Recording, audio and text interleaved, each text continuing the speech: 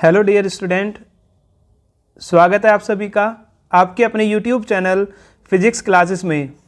जैसा बच्चों आपको पता है कि हमने चैप्टर नंबर 7 जीव जनन कैसे करते हैं स्टार्ट किया हुआ है। इसकी मैंने आपको 10 क्लास पढ़ा दी है। आज ये आपकी 11वीं क्लास है। उम्मीद करता हूँ कि ये लास्ट क्लास होगी, वरना इससे ज़्यादा एक क्लास और आएगी। तो 12 क्लास में ये चैप्टर आपका कंप्लीट हो जाएगा। तो मैंने इससे मैंने आपको जो क्लास नंबर 10 पढ़ाई थी उसमें मैंने आपको नर जनन तंत्र के बारे में बता दिया था। नर जनन तंत्र के दोबारा मैं एक बार रिवाइज कर देता हूँ। सबसे पहले वाला पार्ट होता है आपका टेस्टिस। इसका काम क्या होता है? टेस्टिस का ये जो स्पर्म सेल है उसको बनाता है और इसके साथ साथ एक हार्मोन रिलीज करता है जिसका नाम होता है टेस्टोस्टेरोन। अब क्या होता है कि ये जो स्पर्म सेल बनी है ये इमैच्योर होती है। तो जैसे ही दूसरे पार्ट में जो हमारा दूसरा पार्ट है एपिडिडाइमिस, तो एपिडिडाइमिस में क्या होता है कि ये जो स्पर्म सेल है ये स्पर्म सेल यहाँ पर जाकर मैच्योर हो जाती हैं। क्या हो जाती हैं? यहाँ पर मैच्योर हो जाती हैं। और दूसरा ये स्टोर करके रखता है आपकी स्पर्म सेल को। तीसरे वाले पार्ट हमने ये वाला पार्ट देखा। इस पार्ट को बोलते हैं वास डिफरेंस। क्या बोलते हैं? वास डिफरेंस या शुक्रवाहिका। शुक्रवाहिका क्या काम करेगी कि जो आपके पास मैच्योर हुई है स्पर्म सेल, जो आपके पास शुक्राणु है वो मैच्योर हो गए, परिपक्व हो गए, तो उसको क्या काम करती है? बाहर की ओर ले जाती है। अब बाहर की ओर ले जाएगी किस तरह से? टेस्टिस, एपिडिडाइमिस, और एपिडिडाइमिस से वास डिफरेंस बाहर की तरफ चलेगी। अब क्या होता है कि ये जब बाहर की तरफ जाएगी वास डिफरेंस में, तो इस हमारे जनन तंत्र में 3 प्रकार की ग्रंथियां पाई जाएगी जिनके बारे में मैंने आपको पढ़ा दिया। 3 ग्रंथि के बारे में। उन 3 ग्रंथियों से एक फ्लूइड स्रावित होता है। जब वो फ्लूइड किस में मिल जाता है? हमारी स्पर्म सेल में, तो उसको हम सीमन बोलते हैं। अब सीमन क्या होता है? शरीर के सीमन अब आपके यहाँ पर बना, तो बेसिकली सीमन है क्या? सीमन में एक तो फ्लूइड मिला है जो 3 ग्रंथि से आया है, और दूसरा क्या मिला है? इसके अंदर स्पर्म मिला है। ठीक है, तो इस तरह से अब ये कहलाता है आपका सीमन। तो अब ये सीमन कहाँ जाएगा? आप देखोगे शरीर का एक पार्ट यूरेथ्रा। क्या होता है? यूरेथ्रा। ये यूरेथ्रा है। यूरेथ्रा, या आप इसको बोल सकते हैं मूत्र मार्ग। क्या बोल सकते हैं? मूत्र मार्ग। तो ये मूत्र मार्ग कॉमन पॉइंट होता है पुरुषों में। इसी से आपका यूरिन बाहर निकलता है और इसी से क्या बाहर निकलता है? इसी से आपका सीमन बाहर निकलता है। तो ये केवल मनुष्य के अंदर होता है कि कॉमन पार्ट है यूरिन का और किसका? आपके किसका? सीमन के बाहर निकलने का। उसके बाद मैंने आपको पढ़ाया 3 ग्रंथि। 3 ग्रंथि कौन कौन सी थी? सबसे पहले ग्रंथि थी सेमिनल ग्रंथि, सेमिनल ग्लैंड। दूसरी थी प्रोस्टेट ग्लैंड, और तीसरी थी कॉपर ग्लैंड। तीनों के मैंने आपको कार्य बताए थे। जो सेमिनल ग्रंथि थी वो क्या काम करती थी कि जो सीमन बना है उस सीमन में फ्रक्टोज को डाल देती थी जिससे उसके पास ऊर्जा आ जाती थी। दूसरा प्रोस्टेट ग्लैंड क्या होती है? ये क्षारीय माध्यम प्रदान करती है। किसको? सीमेन को। जो आपका सीमन है उसको कौन सा माध्यम प्रदान करती है? क्षारीय। और कॉपर ग्रंथि क्या काम करती थी? ये एक चिपचिपे पदार्थ म्यूकस को छोड़ देगी आपके सीमन के अंदर। ठीक है, क्यों छोड़ देती थी? क्योंकि मूत्र मार्ग जो होता है वो अम्लीय होता है, तो उससे उसकी सुरक्षा करने के लिए। तो ये टॉपिक मैंने आपको पढ़ा दिए थे। उसके बाद मैंने आपको शुक्राणु की संरचना भी पढ़ा दी थी। आज हम जो डिस्कस करेंगे वो डिस्कस करेंगे मनुष्य में लैंगिक जनन के अंतर्गत मादा जनन तंत्र। हमने नर जनन तंत्र देख लिया, अब हम क्या डिस्कस करेंगे? मादा जनन तंत्र। तो सबसे पहले याद कीजिए, हमने नर जनन तंत्र में टॉपिक पढ़ा था वृषण। तो नरों के पास 2 वृषण होते हैं। कितने वृषण होते हैं? 2।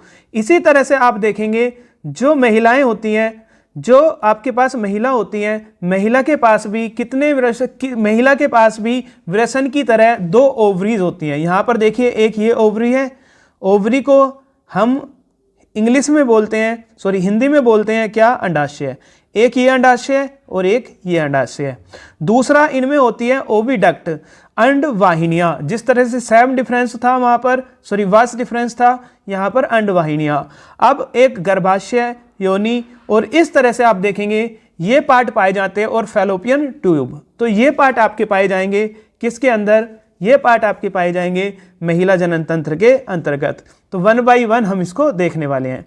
सबसे पहले बात करते हैं पेयर ऑफ ओवरीज। तो जो महिलाएं होती हैं, महिलाएं के अंदर क्या होता है, आप देखोगे कि महिलाओं के अंदर 2 अंडाशय होते हैं। आप यहाँ पर डायग्राम में देख सकते हैं, एक ये अंडाशय है और एक ये अंडाशय है।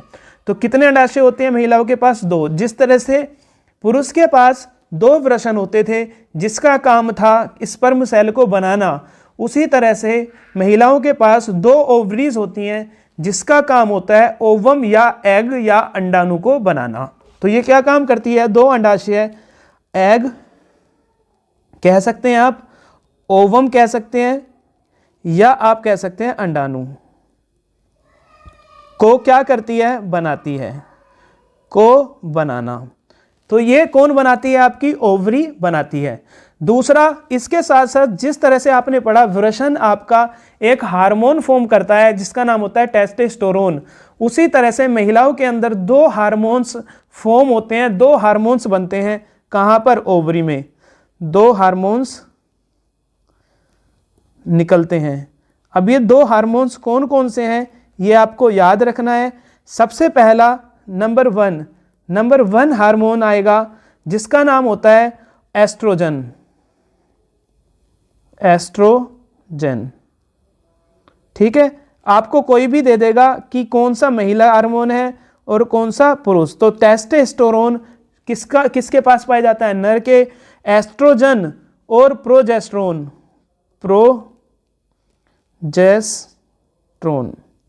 ये किसके अंदर पाया जाता है? ये पाया जाता है महिलाओं के अंदर। किसके अंदर पाया जाता है? महिलाओं के अंदर। तो महिलाओं में पाए जाने वाले 2 हार्मोन का नाम क्या है? एस्ट्रोजन और प्रोजेस्टेरोन। उसी तरह से पुरुष में पाए जाने वाले हार्मोन का नाम क्या है? उसका नाम है टेस्टोस्टेरोन। टेस्टोस्टेरोन कहाँ से फॉर्म होता है? टेस्टिस से। एस्ट्रोजन और प्रोजेस्टेरोन कहाँ से रिलीज होता है? ओवरी से। टेस्टिस भी 2 होते हैं, ओवरी भी 2 होते हैं। यहाँ मैं आपको कंपेयर करा रहा हूँ मेल में और फीमेल में। तो पहला, उम्मीद करता हूँ आपको समझ में आ गया होगा। पहले को हम क्या बोलते हैं? पहले को बोलते हैं ओवरीज। क्या बोलते हैं? ओवरी। अब देखते हैं दूसरा पार्ट नंबर 2।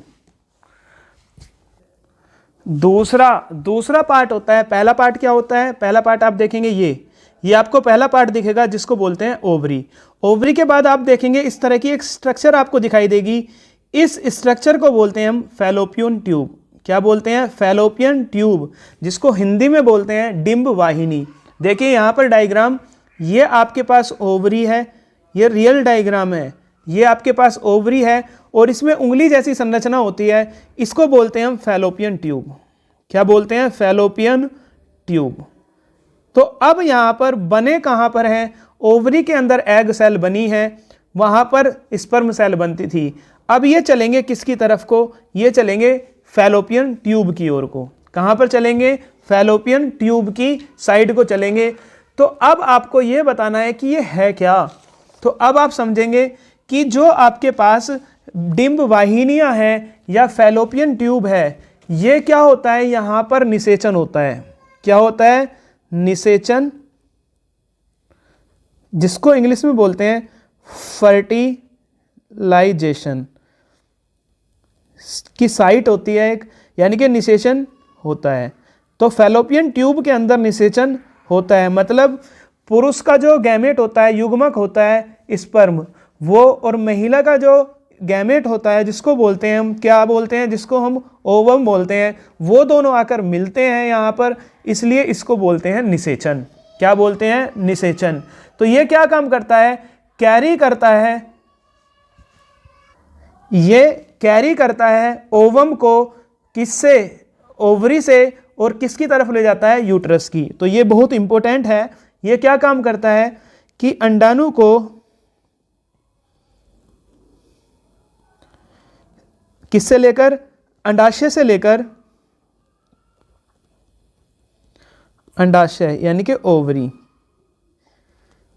से लेकर, और कहाँ पर छोड़ देता है? ये छोड़ देता है आपके किसके पास? जिसको हम बोलते हैं, क्या बोलते हैं? नाम है उसका यूट्रस। क्या नाम है? यूट्रस। या आप कह सकते हैं गर्भाशय, गर्भाशय या यूट्रस तक ले जाता है। कहाँ तक ले जाता है? यूट्रस या फिर आप कह सकते हैं गर्भाशय तक ले जाता है। अब कैसे ले जाएगा ये मैं आपको समझाऊंगा। अब तो ये आपका फैलोपियन ट्यूब होती है। क्या होती है? Fallopian tube. ये आपकी ओवरी है। इस तरह से देखेंगे ये महिला के अंदर पाया जाता है। तो यहाँ पर क्या बनती है? यहाँ पर आपका अंडा बनता है। क्या बनता है? अंडा या ओवम। अब ओवम चला इस तरह से, यहाँ से क्या चल रहा है? ओवम। अब जब क्या होता है, मान लीजिए कि पुरुष और स्त्री के बीच इंटरकोर्स हुआ, तो इंटरकोर्स में क्या होता है? जो स्पर्म सेल है, जो स्पर्म सेल है वो कहाँ पर आकर मिल जाती हैं? स्पर्म सेल आ जाती है कहाँ पर? आपके फैलोपियन ट्यूब में। महिलाओं के जो फैलोपियन ट्यूब होती है, डिंब वाहिनियाँ होती हैं, उसमें चलकर कौन आते हैं? स्पर्म सेल आती हैं। तो जो ये स्पर्म सेल होती हैं, ये स्पर्म सेल इस एग सेल से निषेचित हो जाती है। ये आप देखेंगे क्या है? ये एग सेल है और इससे आकर कौन निषेचित हो जाएगा? इससे आकर स्पर्म सेल क्या हो जाती है? निषेचित। तो निषेचन की प्रक्रिया कहाँ पर होती है ये भी आपको याद रखना है। फैलोपियन ट्यूब या डिंब वाहिनी के अंदर होती है और यहीं से एक जो बेबी है, बाद में जाकर बेबी कहलाता है, उसका निर्माण होना शुरू हो जाता है फैलोपियन ट्यूब से। तो बेबी कब बनता है? जब निषेचन होता है, आपका फर्टिलाइजेशन होगा। मतलब ये एग सेल और ये स्पर्म सेल दोनों आकर मिल जाएंगे, तब जाकर निषेचन होता है। और निषेचन होता है तो फीटस वगैरह, बेबी वगैरह बनते हैं बाद में जाके, अभी हम समझेंगे। तो क्या होता है? ऐसी प्रोसेस को बोलते हैं ओव्यूलेशन या अंडोत्सर्ग। क्या बोलते हैं? ओव्यूलेशन या अंडोत्सर्ग। तो अंडोत्सर्ग या ओव्यूलेशन क्या होता है? इसमें क्या होता है, पूरा प्रोसेस मैं आपको समझा देता हूं। सबसे पहले क्या होता है ये आप समझना कि इसमें क्या होता है, अंडाणु रिलीज होता है ओवरी से। तो सबसे पहले क्या होता है, अंडाशय से अंडाणु निकलता है। तो सबसे पहले जो अंडाशय है उससे क्या निकला, अंडाणु निकला। अब जब अंडाणु निकला यहाँ पर, तो फिर दूसरे स्टेप में क्या होगा कि जो आप देखेंगे यहाँ पर उंगली जैसी संरचना है, यहाँ पर देखेंगे आप फैलोपियन ट्यूब है, उसकी जो उंगली जैसी संरचना होती है उसको बोलते हैं फिम्ब्रियाई। क्या बोलते हैं उसको? फिम्ब्रियाई। याद रखना है आपको, उसको बोलते हैं फिम्ब्रियाई। तो जो ओवम है, अंडा बना है, वो कैच कर लिया जाएगा। ये जो ओवम है ये कैच कर लिया जाएगा इस फिंगर लाइक स्ट्रक्चर के द्वारा, जिसको बोलते हैं हम फिम्ब्रियाई। तो क्या लिखेंगे दूसरे स्टेप में? फिम्ब्रियाई। फिम्ब्रियाई द्वारा अंडाणु को पकड़ लिया जाता है या कैच कर लिया जाता है। तो अब जो ओवरी में अंडा बना था वो फिम्ब्रियाई नामक संरचना, जो उंगली जैसी संरचना है, ये देखिए आप, ये जो उंगली जैसी संरचना है, इसने इसको क्या कर लिया, कैच कर लिया। क्या कर लिया? कैच कर लिया। तो फिम्ब्रियाई क्या है, यहाँ भी आप लिख सकते हैं कि फैलोपियन ट्यूब में या डिंब वाहिनी में उपस्थित अंगुली नुमा संरचना, अंगुली नुमा संरचना को हम क्या बोलते हैं? अंगुली नुमा संरचना को हम बोलेंगे फिम्ब्रियाई। तो अब क्या हुआ, तीसरे पार्ट समझिए। तीसरे पार्ट में यहां पर हुआ निषेचन। क्या हुआ? निषेचन। निषेचन का मतलब क्या है? पुरुष या नर युग्मक। कौन होता है नर युग्मक? नर युग्मक को क्या बोलते हैं हम? शुक्राणु तथा मादा युग्मक अंडाणु दोनों आकर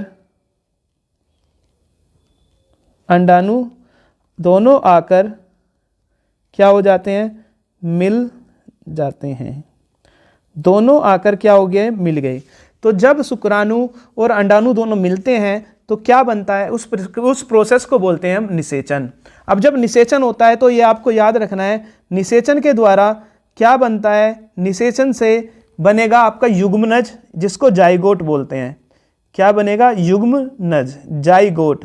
जाइगोट से एम्ब्रियो बनता है, जिसको आप भ्रूण बोलते हैं, और एम्ब्रियो जब परिपक्व हो जाता है तो फीटस बनता है, और फीटस से आप कहता हो बधाई हो कि बेबी हुआ है। ठीक है, क्या हो गया, बेबी। तो इस तरह से निर्माण होता है किसका, एक व्यक्ति का, एक बच्चे का जनन इस तरह से होता है। तो क्या होता है कि अब जैसे ही निषेचन हुआ तो निषेचन के बाद जो शुक्राणु था वो अंडाणु से चिपक गया, और चिपक कर दोनों कंबाइंड हो गए, और ये कंबाइंड होकर आप देखेंगे यहाँ पर एक स्ट्रक्चर पाई जाती है, ये इस स्ट्रक्चर में पहुँच जाते हैं दोनों। इस स्ट्रक्चर को बोलते हैं आप, जिसमें आपकी मम्मी आपको कहती है कि मैंने आपको पेट में रखा है 9 महीने तक, तो यही वो पार्ट है जिसमें आप मम्मी के पेट में होते हो। एक्चुअली वो पेट नहीं होता, वो होता है क्या, गर्भाशय, जिसमें आप 9 महीने के लिए अंदर रहते हो, वो पॉइंट है यूट्रस। तो इस यूट्रस में आकर क्या हो जाते हैं, मिल जाते हैं, तो पहुंच जाते हैं कौन, निषेचन के बाद अंडाणु और शुक्राणु दोनों जुड़ते हैं, और जुड़ने के बाद यूट्रस में पहुंच जाते हैं। तो ये दोनों जुड़कर नेक्स्ट स्टेप में क्या होगा, दोनों कौन, अंडाणु प्लस शुक्राणु जुड़कर गर्भाशय में पहुंच जाते हैं, गर्भाशय में पहुंच जाते हैं। तो इस प्रोसेस को, इस पूरे के पूरे प्रोसेस को हम ओव्यूलेशन बोलते हैं। क्या बोलते हैं, ओव्यूलेशन। तो दोबारा से मैं आपको बता देता हूँ ओव्यूलेशन है क्या। ओव्यूलेशन बेसिकली क्या है कि सबसे पहले क्या हुआ कि जो मादा का जनन तंत्र है उसमें सबसे पहला आएगा अंडाशय। तो अंडाशय ने ओवरी को रिलीज किया, जब ओवरी बनी तो ओवरी से क्या हुआ कि ये जो ओवरी थी, ये फिंगर लाइक स्ट्रक्चर जो आपको यहाँ पर दिख रही है, ये इस फिंगर लाइक स्ट्रक्चर में पहुंची, जिसका नाम था क्या, फिम्ब्रियाई। तो फिम्ब्रियाई ने अंडाणु को, ओवम को क्या कर लिया, कैच कर लिया। जैसे ही ओवम अब यहाँ पर आया, इस तरह से ओवम आप देख रहे हैं चल रहा है, तो इससे आकर फ्यूज हो गया कौन, मनुष्य का जो पुरुष है, पुरुष का शुक्राणु इससे आकर इसके पास चिपक गया, और इस प्रक्रिया को बोलते हैं निषेचन।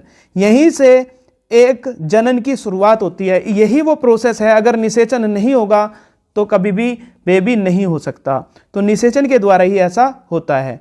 अब क्या होता है कि यहाँ से जो अंडाणु है वो शुक्राणु अंडाणु से चिपक गया, मिल गया।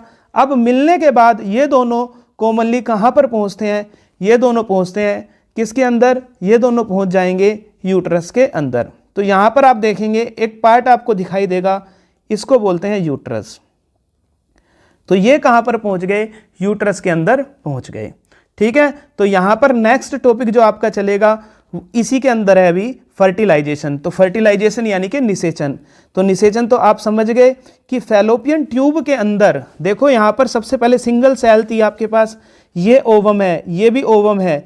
ओवम से जाकर कौन मिल गया, अब ओवम से जाकर यहाँ पर मिल गया एग सेल। क्या मिल गया, एग सेल। एग सेल 1 से फिर 2 बने, फिर 2 से 4 बने, दोनों कंबाइंड होकर 8 बने, और इस तरह से ये कहाँ पर पहुँच गए, ये पहुँच गए यूट्रस के अंदर। तो यूट्रस के अंदर क्या हुआ इनका, फैलोपियन ट्यूब के अंदर क्या हुआ इनका, निषेचन। अब इम्प्लांटेशन क्या होता है ये भी आपको समझना है। इम्प्लांटेशन का मतलब होता है पोषण। समझिए, तो आपकी जो मादा है उनके अंदर आप देखोगे कि जो यूट्रस होता है, क्या होता है, यहीं से दिखा देता हूँ। आप देखिए, ये है आपका यूट्रस, इस तरह से ये संरचना किसकी है, यूट्रस की। इसी के अंदर अब आपका आ गया, कौन आ गया, फर्टिलाइज एग और स्पर्म, वो निषेचित हो चुका है, अब इसके अंदर वो आ गया। तो आप देखेंगे जो क्या देखेंगे, जो आपके पास यूट्रस है इस तरह से, उस यूट्रस की 3 लेयर होती हैं। कितनी लेयर होती हैं, 3। एंडोमीट्रियम, माइमोमीट्रियम और पेरीमीट्रियम। कितनी लेयर होती हैं, 3। एंडोमीट्रियम, माइमोमीट्रियम और पेरीमीट्रियम। तो क्या होता है कि जो आपके पास यहाँ से सेल बनी थी, यहाँ से देखिए ये सेल थी 2 से 4, 4 से 8, इस तरह से जब हुई तो होने के बाद ये आकर चिपक जाती है किससे, एक पहले वाली लेयर जिसका नाम होता है एंडोमीट्रियम। तो एंडोमीट्रियम से आकर ये जो निषेचित अंडा है और शुक्राणु है ये आकर चिपक गए किसके द्वारा, एंडोमीट्रियम। क्या नाम है इसका, एंडोमीट्रियम के द्वारा चिपक गए। और चिपक कर ये जो एम्ब्रियो है ये क्या करने लगा, युग्मनज जो है ये वृद्धि करने लगा। एम्ब्रियो क्या करने लगा, वृद्धि करने लगा शरीर के अंदर। और शरीर के किस पार्ट के अंदर, यूट्रस के अंदर। तो यहीं से वो 9 महीने तक यहीं से पोषण लेगा। यहीं से आप देखेंगे प्लेसेंटा नामक एक वो पाया जाएगा उत्तक, उसी से मम्मी के अंदर से जो ब्लड होता है यूट्रस के अंदर उसी से वो पोषण करेगा, उसी से वो एक्सक्रेशन करेगा, सब कुछ वो गर्भाशय के अंदर इस वाले पार्ट के अंदर अब वो करेगा और ये चिपक जाएगा यहाँ पर जाकर एंडोमीट्रियम नामक पार्ट से। तो अब तक हमने क्या पढ़ा, अब तक हमने ये पढ़ा कि सबसे पहले क्या होगा कि जो यहाँ पर आप देखेंगे ओवरी पाई जाएगी। ओवरी क्या काम करती है, एग सेल को रिलीज करेगी। अब जब एग सेल रिलीज हुआ तो ये जो फिंगर लाइक स्ट्रक्चर है जिसको हमने बोला था, क्या बोला था, इसका नाम था फिम्ब्रियाई। फिम्ब्रियाई इसको कैच कर लेगी और कैच करने के बाद अब ये आपका अंडा इस तरह से चल रहा है। अब क्या हुआ, अब मान लीजिए कि मेल और फीमेल के बीच इंटरकोर्स हुआ तो इंटरकोर्स में स्पर्म सेल रिलीज हुए और वो स्पर्म सेल आकर किससे मिल गए, वो मिल गए ओवम सेल से। तो जैसे ही स्पर्म सेल आकर ओवम से मिले हैं तो वहाँ पर अंडा निषेचित हो गया। अब वो निषेचित अंडा वृद्धि करेगा और वृद्धि करके 2 के 4, 8 इस तरह से करके वो पहुँच जाएगा कहाँ पर, यूट्रस में। अब यूट्रस के अंदर जो यूट्रस की दीवार होती है, लेयर होती है, उससे जाकर चिपक जाएगा और उस लेयर का नाम होता है एंडोमीट्रियम। और यहीं से अब वो पोषण करेगा, यहीं से वो वृद्धि करने वाला है। ठीक है, तो पोषण, तो इम्प्लांटेशन या पोषण क्या है कि जो ग्रोइंग एम्ब्रियो है उसका यूट्रस की एंडोमीट्रियम जो लेयर है उससे चिपक जाना क्या कहलाता है, इम्प्लांटेशन। अब यहीं से वो क्या करेगा, पोषण करेगा, यहीं से वो क्या करेगा, पोषण, क्योंकि यहीं से ब्लड सेल, यहीं से ब्लड वेसल जुड़ी होती है महिलाओं के अंदर इस वाले पार्ट से, तो यहीं से उसको ब्लड मिलता है, यहीं से उसको एनर्जी मिलती है और यहीं से वो लगातार ग्रोथ करने लगता है। ठीक है, क्या करेगा, ग्रोथ करने लगेगा। तो अब हम यहाँ पर गर्भाशय में 8-9 महीने तक लगभग रहेंगे। ठीक है, 9 महीने तक रहने के बाद क्या होता है आगे हम देखते हैं। एक चीज़ और उससे पहले आप समझ लेना कि मैंने आपको बता दिया कि जब बच्चा बनता है गर्भाशय के अंदर तो वो पोषण कहाँ से लेता है, अपनी मम्मी से ही पोषण लेता है। जो मम्मी खाती है वो ब्लड से उसको क्या चला जाता है, उसी को सप्लाई हो जाता है, जिसी को हम इम्प्लांटेशन बोलते हैं। किस पार्ट के अंदर होता है, गर्भाशय के अंदर। और जिस वो कोड के द्वारा जुड़ा होगा उसको अम्बिलिकल कोड बोलते हैं। क्या बोलते हैं, अम्बिलिकल कोड। और अम्बिलिकल कोड को कनेक्ट करता है कौन, आपका टिश्यू, इसका नाम होता है प्लेसेंटा। क्या नाम होता है उसका, प्लेसेंटा। डिलीवरी के दौरान ये प्लेसेंटा बहुत ही ज़्यादा रोल प्ले करता है। ठीक है, तो अब क्या होगा कि आगे पढ़ते हैं। आगे वाला पार्ट क्या है, आगे वाला पार्ट आया सर्विक्स। क्या नाम है इसका, सर्विक्स, जिसको आप हिंदी में बोल सकते हैं ग्रीवा या गर्भाशय ग्रीवा। क्या बोल सकते हैं इसको, गर्भाशय ग्रीवा। देखो क्या होता है कि अब यहाँ पर क्या चिपक गया, आकर यहाँ पर आकर एम्ब्रियो चिपक गया इस तरह से। ठीक है, तो आप देखेंगे किसके अंदर होता है, यूट्रस के अंदर। अब हम पढ़ेंगे सर्विक्स आपका क्या होता है।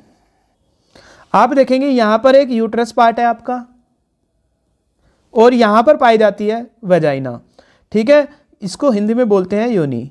तो वजाइना और यूट्रस के बीच में एक संकरा आपको रास्ता दिखाई दे रहा होगा, इसी रास्ते को बोला जाता है सर्विक्स या गर्भाशय ग्रीवा।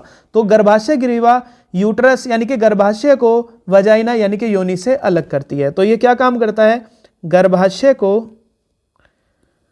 गर्भाशय यानी कि यूट्रस को योनि यानी कि वजाइना से क्या करता है, अलग करता है, अलग करता है।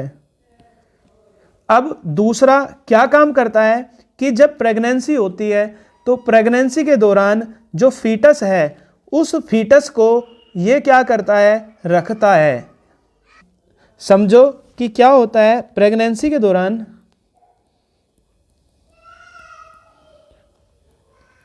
प्रेगनेंसी के समय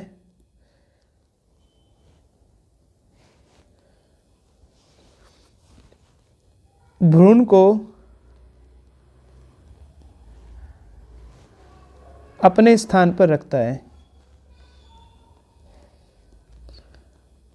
और आप देखेंगे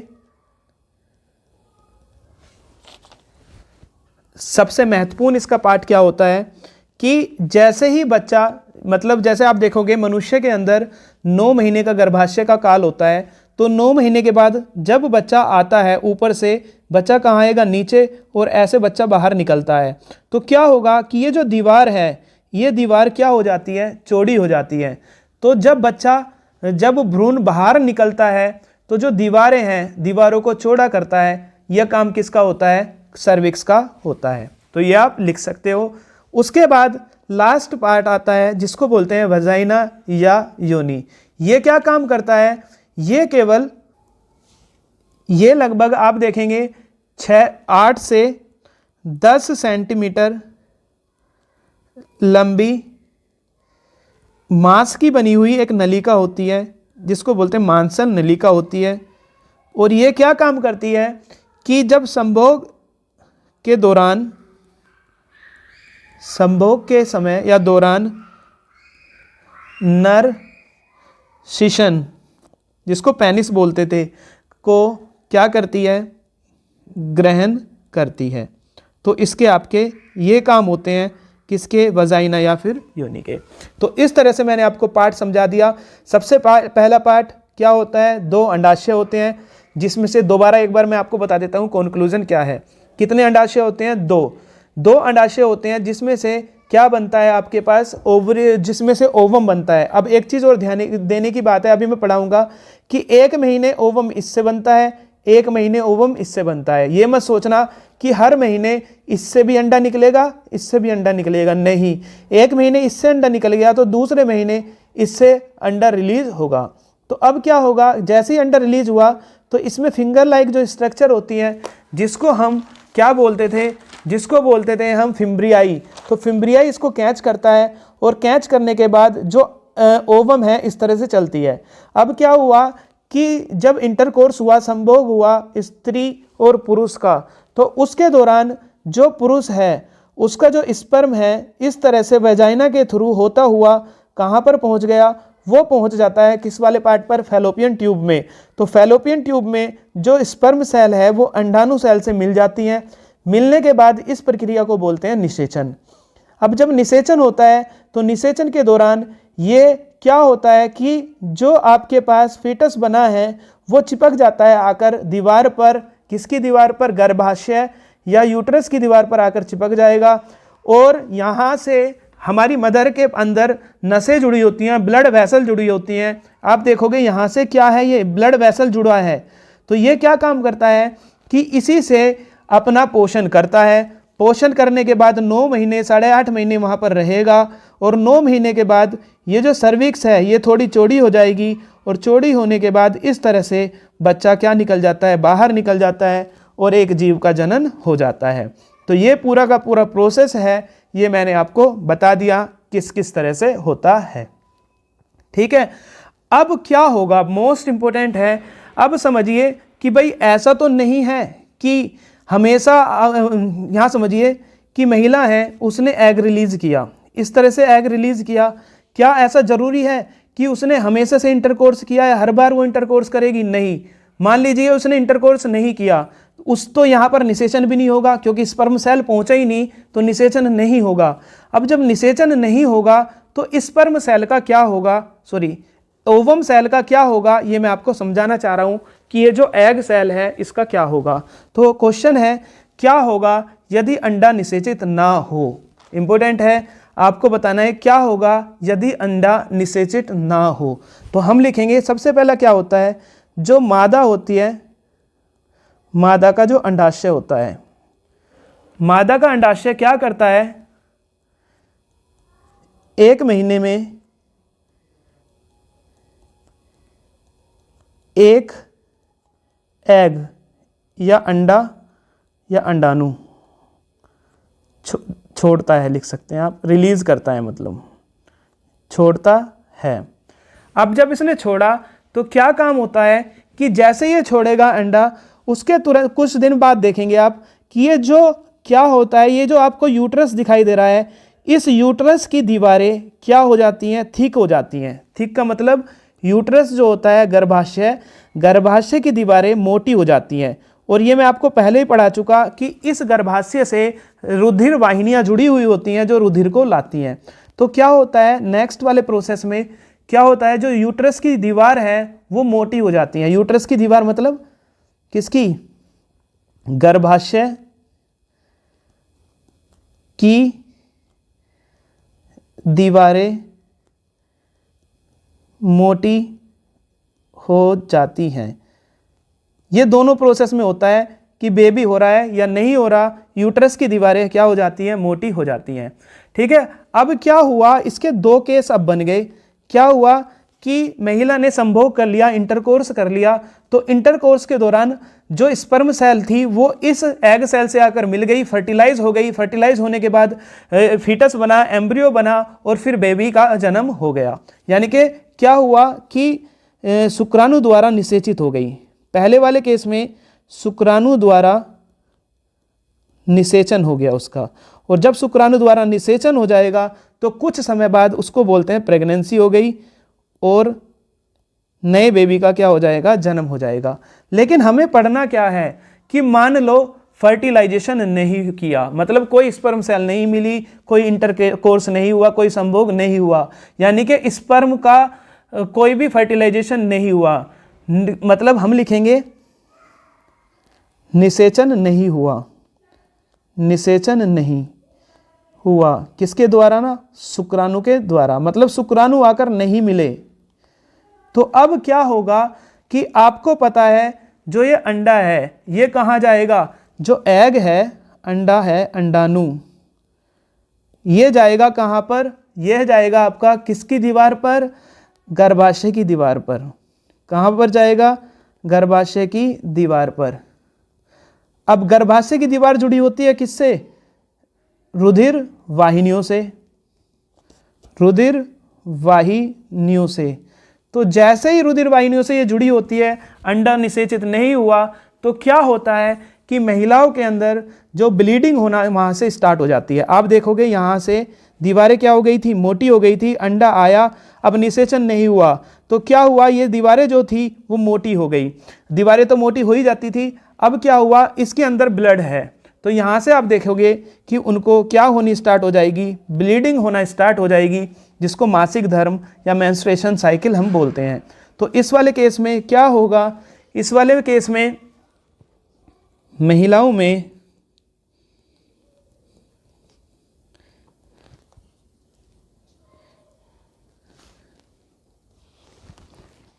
रक्तस्राव या ब्लीडिंग शुरू हो जाती है। और ऐसा बेसिकली किस एज में जाके होता है, ऐसा बेसिकली होता है किस एज में जाकर, जब आप टीन एज में होते हैं। मैं आपको पढ़ा चुका ये चीज़ें पहले, 11, 12, 13 साल की उम्र में, ठीक है, जिसको हम क्या बोलते हैं, जिसको बोलते हैं मासिक धर्म, मासिक धर्म या मेंस्ट्रुएशन साइकिल। क्या बोलते हैं, मासिक धर्म या मेंस्ट्रुएशन साइकिल, ठीक है। तो इसको इंग्लिश में बोलते हैं क्या, mens, MENS, menstrual cycle, menstrual cycle या मासिक चक्र। तो इस तरह से मैंने आपको बता दिया कि जब अंडा क्या होगा, फर्टिलाइज होगा तो बेबी का जन्म होगा, और जब अंडा फर्टिलाइज नहीं होगा तो मासिक धर्म होगा। जो दीवारें हैं किसकी, यूट्रस की, वो थिक हो जाती है। अब क्या होगा, जब निषेचन नहीं हुआ तो इन दीवारों से ब्लड है वो क्या हो जाएगा, ब्लड बह जाएगा, ब्लड बाहर निकलेगा और इसी को बोलते हैं हम मासिक धर्म। ठीक है, तो ये टॉपिक हमारा क्या होता है, कंप्लीट होता है। मैं आपको बता चुका कि मासिक चक्र किस किस समय पर कितने कितने हफ्ते के अंदर होता है। आप देखेंगे कि लगभग 28 दिन का टाइम होता है, हर 28 दिन बाद ऐसा होगा। और एक महीने में एक ही ओवरी, एक ही अंडा रिलीज करती है। अगर इस महीने लेफ्ट वाली ओवरी ने कर दिया तो अगले महीने राइट वाली ओवरी उस अंडे को क्या करेगी, रिलीज करेगी। ठीक है, इसके बाद नेक्स्ट टॉपिक हमारा चलेगा मानव जनसंख्या एवं परिवार नियोजन। तो मानव जनसंख्या एवं परिवार नियोजन, सबसे पहले आप देखेंगे जनसंख्या के बारे में।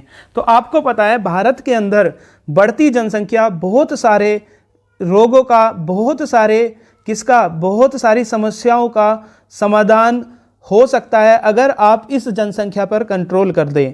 अगर जनसंख्या ज़्यादा रहेगी तो बहुत सारे संसाधनों में कमी आने वाली है, महंगाई लगातार बढ़ती जा रही है, तो इन सब का रीजन भी क्या है, जनसंख्या है। तो भारत में जनसंख्या वृद्धि की दर बहुत तीव्र है। ये क्वेश्चन पूछ लिया जाता है लोगों में, इंपॉर्टेंट है।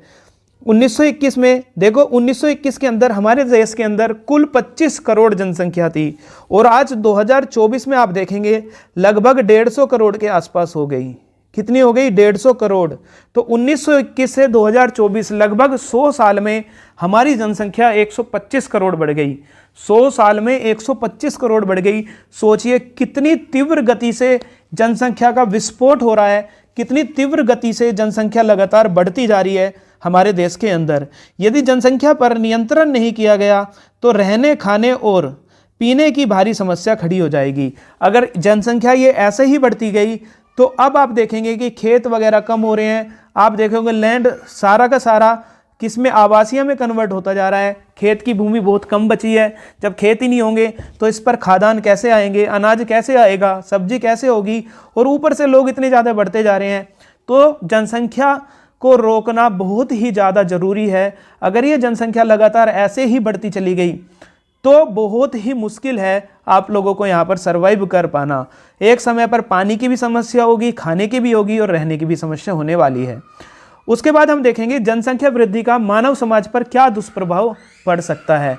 तो हम देखेंगे कि जनसंख्या वृद्धि का क्या क्या प्रभाव पड़ सकता है। सबसे पहले खाद्य की समस्या, जो खाना पीना है उसकी समस्या आपको जरूर आएगी। खाद्य समस्या, आपको पता है कि हमारे देश के अंदर जो खाद्यान्न है उनकी आपूर्ति बहुत कम होती जा रही है।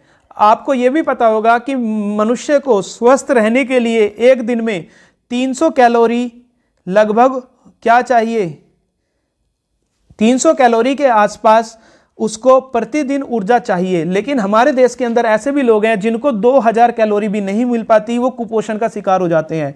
अब उसमें आप गरीबी कहिए, कुछ भी कहिए, बहुत सारे कुछ कारण हो सकते हैं। तो हमारे देश के अंदर खाद्य सामग्री भी पर्याप्त नहीं है, जिसमें आप देखोगे कि पोषक गुण हैं उनकी भी कमी रहती है। तो अब जब खाद्य सामग्री किसी बच्चे को प्रॉपर नहीं मिलेगी तो क्या होगा कि जो बच्चे हैं उनकी वृद्धि प्रभावित होगी, उनका विकास प्रभावित होगा, और वृद्धि प्रभावित होगी तो बच्चे की हाइट कम हो सकती है, बच्चे का वजन कम हो सकता है, वो कुपोषण का शिकार हो सकता है, वो संक्रमण का कारण हो सकता है। तो बहुत सारे कारण इसके अंदर हो सकते हैं। उसके बाद क्या होता है कि आप देखेंगे विकलांग बच्चे का भी जन्म हो सकता है। तो पहला पॉइंट हमारा क्लियर। दूसरा, जनसंख्या वृद्धि का क्या दुष्प्रभाव पड़ता है, शिक्षा व्यवस्था की समस्या। ये सबसे ज़्यादा इंपॉर्टेंट है। अगर एक स्कूल में 100 लोगों के बैठने की व्यवस्था है, जनसंख्या ज़्यादा हो गई, वहाँ पहुँच गए 500, तो किस तरह से वहाँ पर मैनेज किया जाएगा, कैसे वहाँ कुर्सी, मेज, लाइट, टीचर कैसे उपलब्ध कराए जाएंगे। तो इसका मतलब कि ये होगा कि अगर हमने ज़्यादा रख भी लिए तो हो सकता है बच्चों की आंख कमज़ोर हो जाए, कमर झुक जाए, चेहरा पीला पड़ जाए। तो इस तरह से शिक्षा व्यवस्था की समस्या है। और जब शिक्षा व्यवस्था में समस्या होगी तो क्या रोजगार में समस्या नहीं आएगी? बिल्कुल आएगी। पहले अगर कहीं पर 100 मजदूर कार्य कर रहे थे, अब वहाँ पर 1000 मजदूर अगर उपलब्ध होने लगे तो कौन उनसे काम कराएगा? 1000 को कैसे मैनेज किया जाएगा? वो अपने परिवार का पालन पोषण किस तरह से वो करेंगे? तो इसका मतलब ये हुआ कि जो शिक्षित होंगे वो भी बेरोजगार होंगे और फिर उसके अंदर आपराधिक प्रवृत्तियां आने लगेगी। उसके बाद चौथा, स्वास्थ्य एवं चिकित्सा सेवाओं की समस्या। जैसे अभी आपने देखा कोरोना में इतने सारे लोग बीमार हो गए, इतने सारे लोगों को कोरोना हो गया, तो ऑक्सीजन की कहाँ पूर्ति हो पा रही थी? तो जो कि चिकित्सा सेवाएं थी और स्वास्थ्य सेवाएं थी, उनमें क्या आने लगेगी? समस्या आने लगेगी। जब लोग ज़्यादा हो जाएंगे, एक परिवार में पहले 4 लोग थे, अब 40 हो जाएंगे, तो वो रहने के लिए नया नया घर उनको चाहिए, क्योंकि उस घर में 40 लोग नहीं आ सकते। तो इसका मतलब आवास में भी क्या हो जाएगी? समस्या। उसके बाद जब ज़्यादा लोग सड़क पर निकलेंगे तो परिवहन के लिए, यातायात के लिए भी एक समस्या उत्पन्न हो जाएगी। और जब 40 लोग हो जाएंगे, फिर वो इधर उधर कहीं रहेंगे। इसका मतलब क्या होगा? परिवार के अंदर संघर्ष होगा, प्रतियोगिता होगी, ईर्ष्या होगी, ये लगातार बढ़ती चली जाएगी और उनके रहने सहने का स्तर भी निम्न हो जाएगा। और जब लोग ज़्यादा होंगे तो उनके द्वारा तरह तरह के जो प्रदूषण होंगे वो भी क्या होने लगेंगे? बढ़ने लगेंगे। तो ये जनसंख्या वृद्धि का मानव समाज पर एक पड़ने वाला दुष्प्रभाव है। उसके बाद देखेंगे जनसंख्या वृद्धि को रोकने के व्यवहारिक उपाय, जिसको बोलते हैं परिवार नियोजन। तो परिवार, हमारा टॉपिक क्या था? हमारा टॉपिक था मानव जनसंख्या एवं परिवार नियोजन। तो मानव जनसंख्या हमने पढ़ लिया, इसके दुष्प्रभाव पढ़ लिए। अब हम देखेंगे क्या? अब हम देखेंगे कि परिवार नियोजन क्या होता है। परिवार नियोजन का मतलब क्या है? पहले ये समझ लीजिए कि परिवार नियोजन का मतलब है कि जो जनसंख्या इतनी ज़्यादा बढ़ती जा रही है उसको किस तरह से रोका जाए, इसी को बोलते हैं हम परिवार नियोजन, यानी कि फैमिली प्लानिंग। कई बार ये क्वेश्चन पूछा जाता है, इंपॉर्टेंट है। तो परिवार को नियोजित, फैमिली की प्लानिंग हम कैसे कर सकते हैं? नंबर 1, हम किसके द्वारा कर सकते हैं? बच्चों के जन्म के बीच की दूरी। बच्चों के जन्म के बीच की दूरी को अगर कम कर दिया जाए तो हो सकता है कि वो 2 बच्चे पर रुक जाए या 3 बच्चे पे रुक जाए। अगर बच्चों के जन्म की बीच की दूरी कम होगी तो उससे हो सकता है कि कुछ संतान अनचाही भी उसमें उत्पन्न हो सकती है।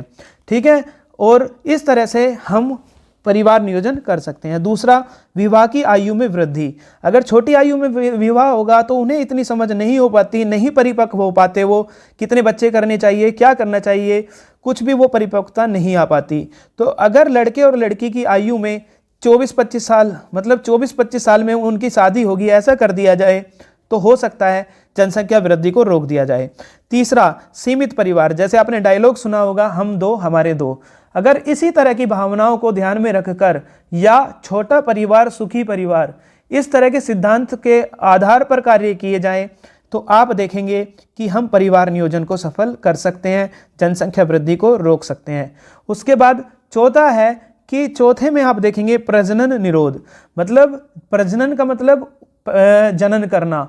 तो जो दंपति हैं जिससे बच्चे का जन्म होना है, उनको गर्भ निरोधक की विभिन्न विधियां बताई जाए, कि जैसे गर्भ निरोधक गोली आती हैं, पुरुष की नसबंदी होती है, स्त्री की भी नसबंदी होती है, जिससे कि अनचाहा बच्चे का जन्म ना हो सके और परिवार नियोजन हो सके। पांचवा, शिक्षा प्रबंधन। अगर हम छोटी क्लास से ही बच्चों को ये बताना स्टार्ट करें कि किस तरह से जनसंख्या पर कंट्रोल हो सकता है, क्या क्या इसके दुष्प्रभाव हो सकते हैं, यानी कि बच्चों को शिक्षित कर दें कि इससे क्या क्या प्रभाव पड़ेगा, क्या क्या दुष्प्रभाव पड़ेगा, तो हो सकता है कि हम क्या कर दें, हम इसको जनसंख्या जो विस्फोट इतना बढ़ रहा है उसको बढ़ने से रोक दें। और छठा है आपके पास कानूनी व्यवस्था। हम दो हमारे दो की तरह, अगर कोई 4 कर रहा है, 3 कर रहा है, तो उसको हम कानून के दायरे में लाकर कठोर से कठोर सजा दें, या उसको जो लाभ मिल रहा है वो लाभ हम उसको ना दें तो भी। जैसे चीन में आपने देखा होगा कि उन्होंने 2 बच्चे से कम करने के लिए संविधान में कुछ संशोधन किए थे और उनको कठोरता से पालन करने का भी ऑर्डर दिया था। और 7वां, परिवार कल्याण संबंधी कार्यक्रमों को बढ़ावा देना। अगर हम परिवार का कल्याण किस तरह से हो सकता है, छोटे परिवार में किस तरह से कल्याणकारी परिवार का जन्म हो सकता है, अगर उनको ये समझाया जाए तो क्या हो सकता है, ऐसा करने से जो जनसंख्या है उसको वृद्धि करने से रोका जा सकता है, या आप कह सकते हैं कि परिवार को नियोजित किया जा सकता है। तो ये कुछ परिवार नियोजन के आप देखेंगे कि कुछ ना कुछ व्यवहारिक उदाहरण थे। उसके बाद देखेंगे परिवार नियोजन की अस्थायी विधियां। तो जो परिवार नियोजन है उसकी 2 विधियां आप मान सकते हैं, एक परमानेंट हो जाती है और एक परमानेंट नहीं होती, उसको बोलते हैं अस्थायी। तो अस्थायी में कौन कौन से ये कौन कौन से क्या आ सकते हैं, क्या क्या आप मान सकते हैं। इसमें परिवार नियोजन के निम्न उपाय आते हैं। सबसे पहला क्या होता है, निरोध का प्रयोग करना चाहिए। जब सेक्सुअल इंटरकोर्स होता है, संभोग होता है, तो उसके द्वारा उसके समय निरोध का प्रयोग करना चाहिए। दूसरा, लूप अथवा कॉपर टी का प्रयोग करना चाहिए। अब ये कॉपर टी क्या होती है ये आप समझ सकते हैं। यहाँ पर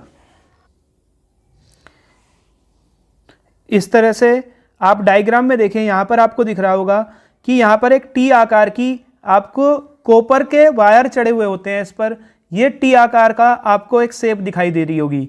अब ये किसके अंदर लगाते हैं, तो आंसर है कि ये महिलाओं के अंदर लगाते हैं। अब महिलाओं के किस पार्ट के अंदर लगाया जाएगा, तो ये महिलाओं के यूट्रस के अंदर इस तरह से लगा दिया जाता है। आपको दिख रहा होगा डायग्राम में कि इस तरह से टी आकार का महिलाओं के जो गर्भाशय था उसके अंदर इस तरह से लगा दिया जाता है उनको। ऐसा लगाने से क्या होता है, ऐसा लगाने से कि ये जो निषेचन हो रहा था, यहाँ से पुरुष के स्पर्म सेल नहीं जा पाएंगे और यहाँ से अंडे में नहीं मिल पाएंगे महिला के, मतलब निषेचन नहीं हो पाएगा। और जब निषेचन नहीं हो पाएगा तो एक जीव का विकास नहीं हो पाएगा। तो हम रोक सकते हैं कॉपर टी का प्रयोग करके। किसको रोक देते हैं, निषेचन होने को। ऐसा कौन करता है, कॉपर। तो जो कॉपर होता है, जैसे ही क्या होगा, संभोग होगा, तो उसके दौरान जो स्पर्म सेल रिलीज होंगे वो स्पर्म सेल को कॉपर क्या कर देता है, खत्म कर देता है। इसको स्पर्मिसाइडियल भी बोलते हैं। क्या बोलते हैं, स्पर्मसाइडल। ठीक है, तो इस तरह से आप कॉपर टी का प्रयोग करके क्या रोक सकते हो, परिवार नियोजन कर सकते हो। तीसरा, गर्भ निरोधक गोलियों का सेवन करके भी क्या हो सकता है कि अनचाहे जो संतान है उसको आने से रोका जा सकता है। दूसरा, एक गर्भ निरोधक सुई होती है उसका प्रयोग किया जा सकता है, या अबॉर्शन जिसको गर्भ समापन कहा जाता है उसका प्रयोग करके हम परिवार नियोजन को अपना सकते हैं। उसके बाद देखेंगे कि स्थायी विधियाँ क्या है। नंबर टू में हम पढ़ेंगे कि परिवार नियोजन की स्थायी विधियाँ क्या है। तो स्थायी विधियाँ में परिवार नियोजन की सबसे पहला आता है नसबंदी द्वारा, और दूसरा होता है नलबंदी। नसबंदी में क्या होता है, इसमें पुरुष की दोनों शुक्र वाहिनियों को काटकर बांध दिया जाता है जिससे शुक्राणु बाहर नहीं आ पाते। समझिए क्या होता है, आप देखेंगे यहाँ पर ये पुरुष के अंदर आप दिखाई दे रहा होगा आपको। तो नसबंदी में क्या किया जाता है, जो पुरुष के अंदर आप देखेंगे इस तरह से आपको क्या दिखाई देगी, इस संरचना को हमने बोला था जो किससे जुड़ी है, एपिडिडाइमिस से। इस संरचना को बोला था हमने क्या, शुक्रवाहिका या वास डिफरेंस। तो वास डिफरेंस क्या काम करती थी, यहाँ से ले जाती थी किसको, स्पर्म को। अब क्या करेंगे इसमें कि जो इनकी वास डिफरेंस होता है पुरुषों का, उसको काट दिया जाता है, और काट कर उसको इस तरह से क्या कर दिया जाएगा, बांध दिया जाएगा। काट कर उसको क्या कर दिया जाएगा, बांध दिया जाएगा, जिससे कि क्या होगा, यहाँ से स्पर्म सेल तो बनेंगे लेकिन वो कहाँ पर, इंटरकोर्स के दौरान महिलाओं के अंदर नहीं जा पाएंगे। तो इस तरह से क्या कर दिया जाता है, परिवार इसमें पुरुष की दोनों शुक्र वाहिनियों को काटकर बांध दिया जाता है जिससे शुक्राणु बाहर नहीं जा पाते। उसी तो नसबंदी किसमें होती है, पुरुषों में।